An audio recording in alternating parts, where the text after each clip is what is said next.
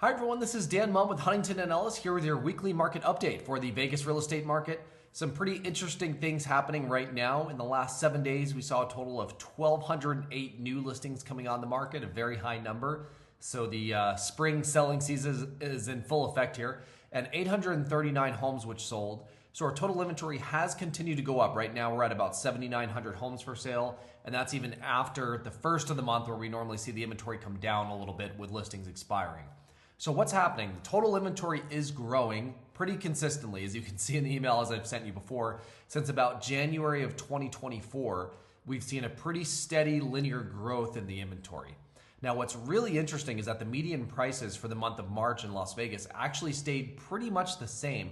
We're not seeing that downward pressure on prices yet. And I do have a theory for why this is happening. There's a number called an overpricing index when it comes to real estate.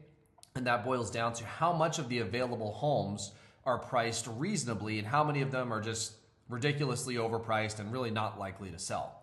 So if you separate these two categories, the amount of inventory that's actually saleable, meaning it's priced within reason, that amount of really active inventory or real inventory that really matters, that amount of inventory is actually shrinking. So that's the reason why we're seeing the prices stay the same or even in some cases trend up as far as what's actually selling. Even though the total inventory is growing, it seems to defy the laws of supply and demand. People say if there's more homes for sale, how are the prices going up? It doesn't seem to make any sense. And it's true on the surface, it doesn't seem to make sense, but that's because the actual, what I call the effective inventory, the inventory that's actually real and saleable and useful for buyers, priced within reason that is, that amount is actually decreasing or staying pretty consistent. We're at about 50% of the homes that are actually saleable. The way we measure that is we look at the homes that are on the market longer than the average versus shorter than the average.